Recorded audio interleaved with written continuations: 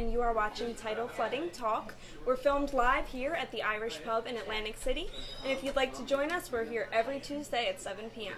And good evening to you. I'm meteorologist Dan Skeldon. Hope everyone had a nice holiday weekend, regardless of how not nice the weather was.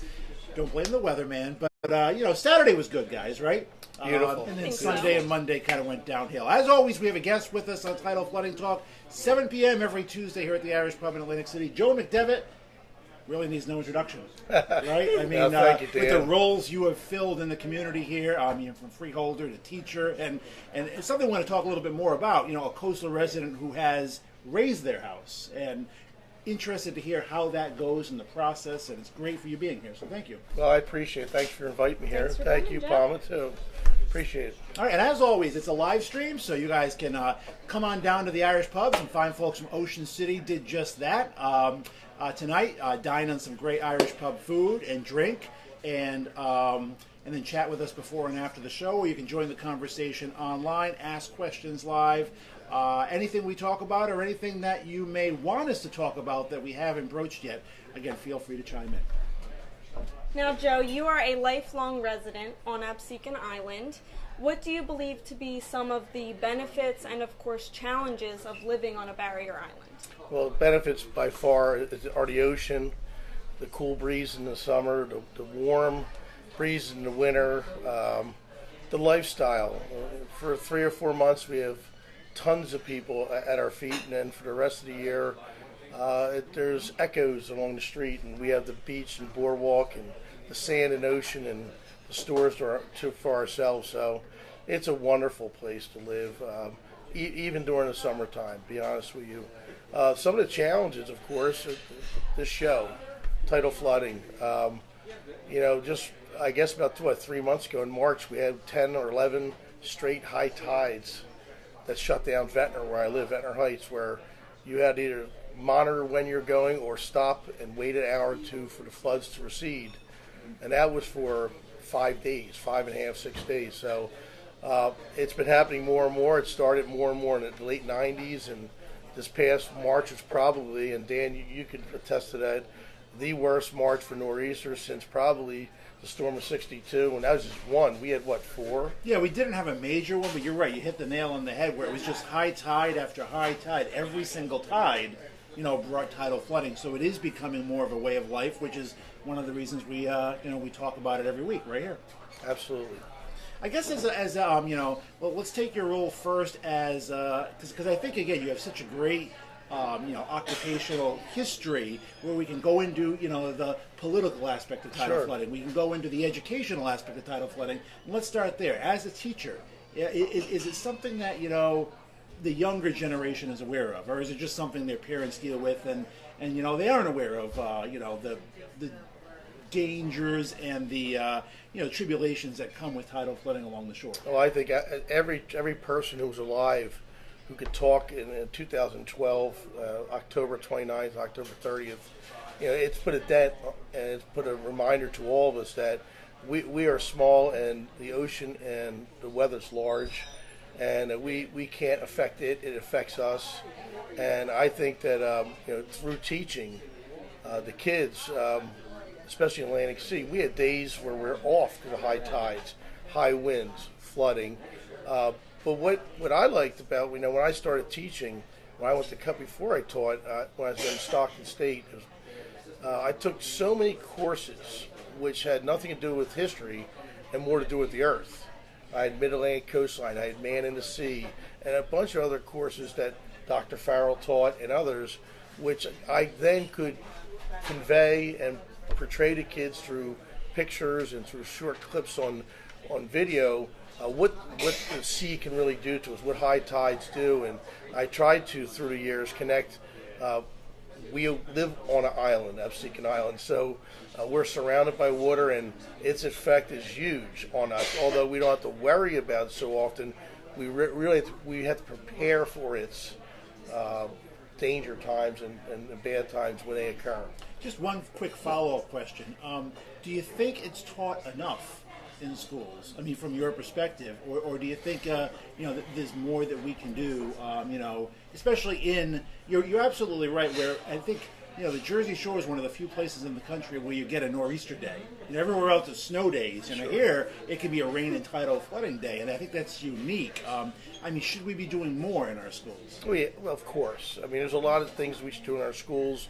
I think we should get back to the basics where you live, the school should, or the district should specify certain things. We live on an island, so we should have courses about the island. We should bring in professors and adjunct professors from the ACC in Stockton and other colleges to come in and give assemblies on man in the sea and how the dunes we are planning today will be our protectors tomorrow. I don't think we do enough of it. I think that education now is so regimented, being taught not to get too far into it towards a test, that we're forgetting our regionalization. When you live in the mountains, you worry about certain things. We live at the shore, you worry about certain things. And we live in California, you worry about everything. That's a good point. Hawaii volcanoes, that's very useful. Not here, but tidal flooding education is something that very important to the New Jersey Coastal Coalition. Now, you're also the owner of Leprechaun Lawn Care, which has been in this area for over 30 years now. Do you think there are ways in landscaping that can help properties become more flood resistant? Absolutely. More and more with some of my customers which have proximity closer to the bay with tidal flooding, we're raising their lawns up, we're putting brick around them, and in the case when they do get floodwaters, we have special organic materials which we place on them afterwards, which stymie that salt, the salinity from destroying the lawn. But we have raised up lawns. We're boxing in flower beds so that when the floods do hit, they're minimized by its effect, and that the owner doesn't have to dig deep into their pocket each and every high tide to replace and repair certain things. So is that like a costly thing to do, or? It all depends how the square footage of your house is, how large your house is, how large your beds are. It's a lot cheaper to elevate everything once than to continually to repair things. Pay me now or pay me later. So I think in the long run, if this is the true new normal, then yes. If you're blocked from the bay and you get tidal flooding 4 or 5, 6 times a year on your lawn, in your beds, it just behooves you to raise them and prepare, so you don't have to worry about future damage to your frontage in your house. This weekend, actually, coastal flood advisories were issued. We had some heavy rain locally, plus a high tide, plus an onshore wind. So, tidal flooding, which is something, like you said earlier, locals deal with all the time. Tourists, maybe not so much. Not sure exactly what tidal flooding is, or what minor versus moderate versus major flooding is. And here we had big holiday weekend, and I know, especially down towards Lower Cape May County, some problems with, cars and tidal flooding. What's something we can do to kind of bridge that gap that exists with, tourists' knowledge of tidal flooding? Well, this is where the politics meets fact. If you tell tourists that this is not a safe place to come, they're not going to come, and the property values start to reduce. So what I would think realtors and people in towns do is let them buy first, and they learn second about how they can deal with it. When you watch the weather, of course, you're the most famous weatherman to walk South Jersey's grounds. In Atlantic City, we always say partly sunny, not mostly cloudy. Always optimistic, right? Because so when people come into your town, we never say, hey, by the way, we flood 12, 15 times a year, because that would drive people away. I mean, it would be smart. It should be done. People should be versed in what they're getting involved with, especially with this large sums of money which they're dealing with. Some of the places, we know in Margate, Ventnor, and of course down further south, they're habitual, every storm, flooding, there's a problem, and they should know, but I don't think people are going to tell them, because it throws off the whole sale of the island, the sale of the city. It makes the ratables go down if everybody knows that certain things happen. So, it should happen, but I don't think it happens for a reason. Okay. Good answer. Now, you are a former freeholder of Atlantic County. Yes. And you were in office during Superstorm Sandy. Could you tell us what that was like? It was an eye opener.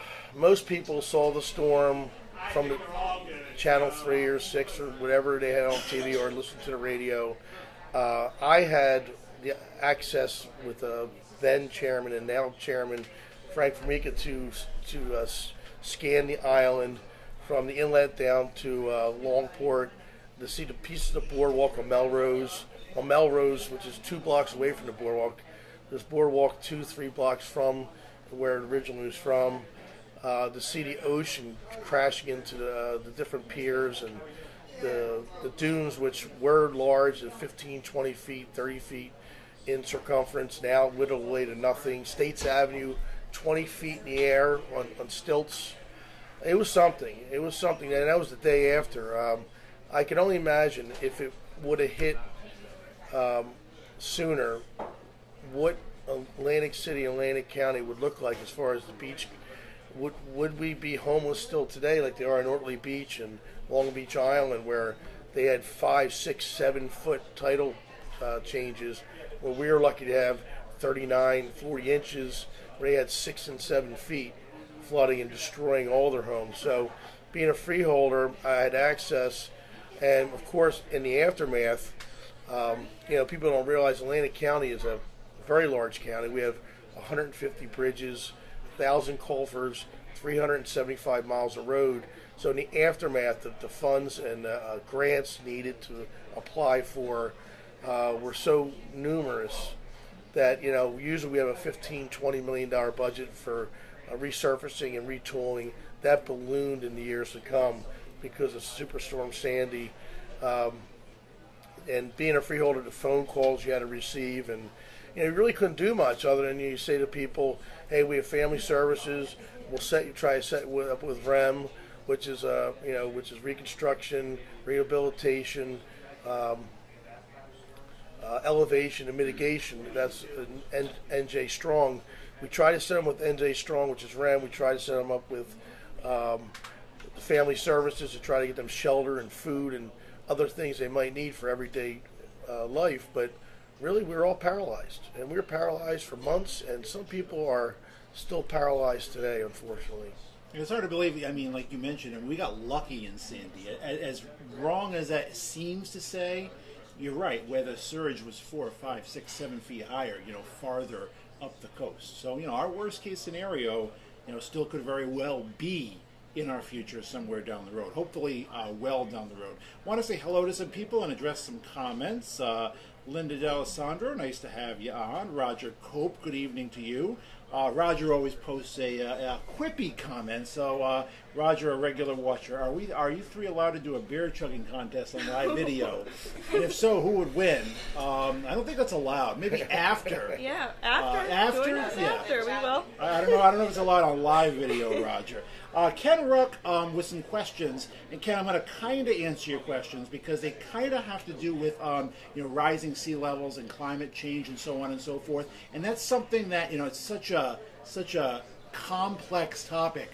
We try not to delve into climate change on the show. What we kind of say is, all right, tidal flooding along the shore, I think we all agree, is occurring more frequently. Whatever the cause of that is, we have to adapt, and that's kind of why we're here talking about it. Because you kind of get into climate change, whatever your opinion is on it, it's just a very divisive topic, and it would eat up probably, a week's worth of live streams if we did delve into it. So, it's absolutely a good question you posed, Ken, but rather than analyze the cause of tidal flooding, we kind of deal with the reality of tidal flooding here on Tidal Flooding Talk. Makes sense. Agreed.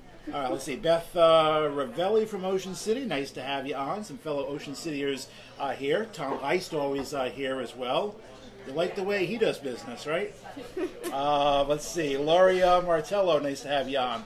Helen Cooney, Ryan Loader, nice to have you on. Ryan, a quick weather question. Can we expect more of this weather this summer? I hope not, or I wouldn't be too popular a meteorologist, because it's been kind of a miserable spring weather-wise.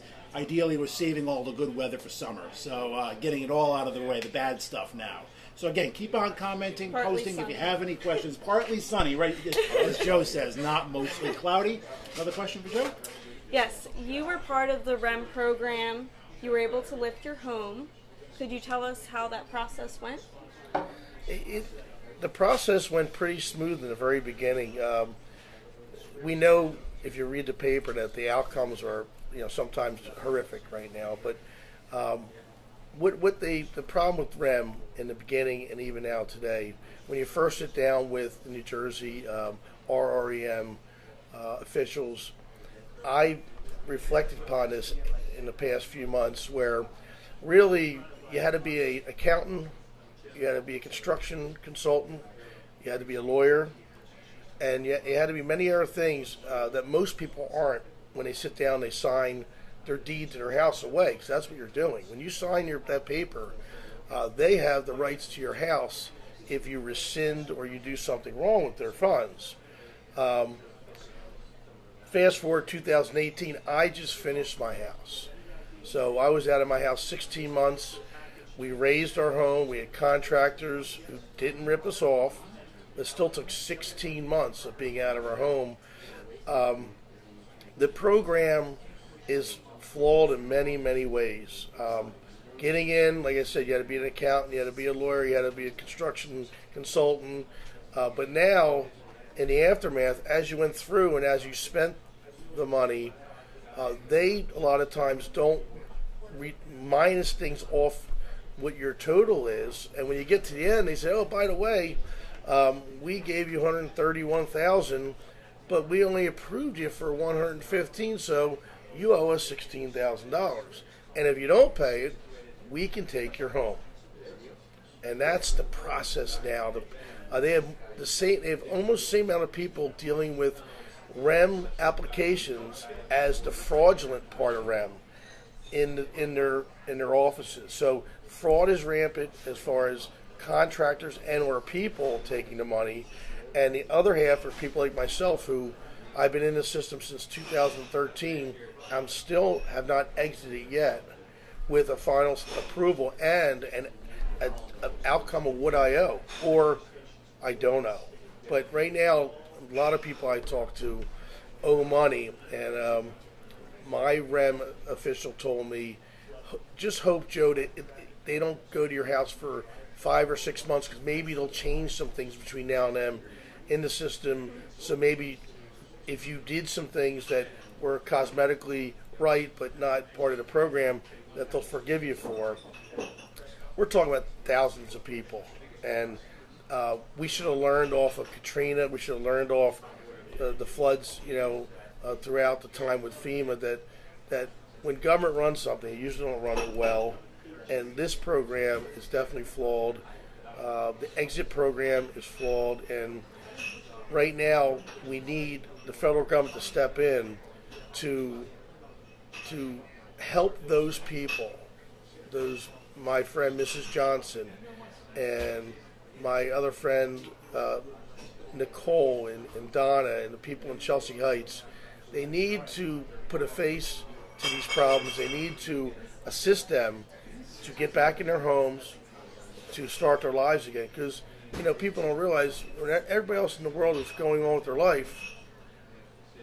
My good friend Miss Johnson, who's 71 years old, she's been out of her home for 2 years.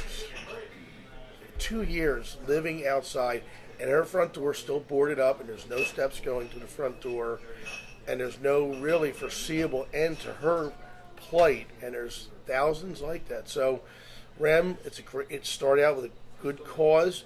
The money was supposed to help you raise, which was great. It was a great assistance to people. But as the program morphed into what it is today, at the very end, a lot of people are getting these very, very large sums that they owe, and they're exhausted. Financially, they're exhausted. Mentally, they're exhausted. So, if people from FEMA are watching, people from local government are watching, or state government, that's the problem that you have to deal with now to help people like myself, but really the people like Miss Johnson, who in their 70s, who have been not homeless, but out of their home for over 2 years. These sort of things have to be ironed out because, Dan, we all know it's going to happen again. No, it's just a matter of when. It's again, we hope it's years down the road, but you're right. It can happen with a nor'easter in the winter and spring. It can happen with a hurricane in the summer. You're absolutely right. knowing what you know now and the state of the program and the flaws of the program, let's say, you have a Mrs. Johnson's 70-year-old friend come to you, should I raise my home? What's your answer to that question, like knowing what we know today and how the system works? I would say that you'd have to take a loan out on your own, have a home equity line of credit on your own, $50,000, hire the most reputable contractors you can get, and only raise the minimum amount so it's quick and it's easy, and there's no room for graft or crime to occur. We raised ours 12 foot. We did everything so it would be a long-lasting underground for us that we could store things. And my wife has a workshop down there now, but it's not a livable site. But it put us behind the eight ball for many, many more months than we had to be. So if I had to do it again, I would have went up 3 or 4 feet, capped off, and been home in 4 months instead of doing it. I did. Okay. You have been watching Tidal Flooding Talk since the beginning. You've met with some of our guests, Tom Heiss, Dan Ponzio, Jay Dilworth. What is one point that we haven't brought up yet that you think is important for our viewers to hear? Well, I think, I think that everybody you brought on brought a unique angle to this situation we're living through. I think the one question I would ask is, is there a way to make a town floodproof? Okay, I mean, when I was a freeholder, we met in Trenton with FEMA. We were with the REM program. Atlantic County's executive was there. Mr. Levinson, Frank Formica was there. Tom Foley, who was Atlantic City's emergency management director, was there. And there is a plan for Atlantic City. There's a $350 million plan to really make Atlantic City watertight. And my question would be, and is still today, is why didn't they do it? With all the money Atlantic City gave the state in the past 40 years, we know that the state needs us for the seniors and children program for $100 million a year. At one time it was $300 or $400 million a year. Why wouldn't they dedicate more funds to finish Atlantic City's 10-phase project? They did the inlet, which is a $25 million seawall and boardwalk. They did the drainage system, which was a $10 million fix, but they're still $300 million short. And we had $32 billion worth of damage. Couldn't they give Atlantic City a little bit more money for infrastructure to seal Venice Park, to seal along West End Avenue where the Moose Lodge is and Vagabond, along West End Drive, along the bulkheads of Texas Avenue, Arizona Avenue, and of course Bader Field. That's where the floods are coming from, the back bays. And I think I'm answering my own question for Atlantic City, but maybe we should start as each and every town focusing more on keeping ourselves safe from these things instead of doing some other projects which maybe they've been doing which are more superficial. Right. That would be my answer. I think, though, as a meteorologist, I can say that I think unless you build a 30-foot wall around every single coastal town, I think no city will be 100% flood-proof. You live in a flood zone, but you can absolutely make it better, make it more livable, make it easier to adapt to the changes along the South Jersey shore. You've been watching Tidal Flooding Talk. Let's say hi to a couple more people who I missed the first time around. Let's see. Carla Glass, nice to have you on. Tom Verba, good evening to you. Mary Lou Cawley, Joelle Lebson, good evening to all you guys. Let's see. Ben Murphy, nice to have you on. Ben says, discuss the fact that a wind event could change the game. Let's say a Category 3 hurricane. What would that do? Remember, Sandy was a Category 1, technically, 70, 75 mile-an-hour winds. Obviously, you up the winds to 120, and you're pushing even more water in, which, again, would mean even more storm surge. So, that's our worst-case scenario. But as Sandy taught us, it doesn't take a 3. It doesn't take a 2. Sandy officially wasn't even a hurricane at landfall. It became a post-tropical storm, but tell people who lived through that, like yourself and all of us, that that it wasn't a hurricane. And the category is irrelevant it's what the storm can do with wind and surge and rain and everything combined together. Angie Wicker, nice to have you on as well, and appreciate all you guys. Again, you can come on down to the Irish Pub Live to Tuesday, 7 p.m. each and every week, or you can join the conversation on Facebook.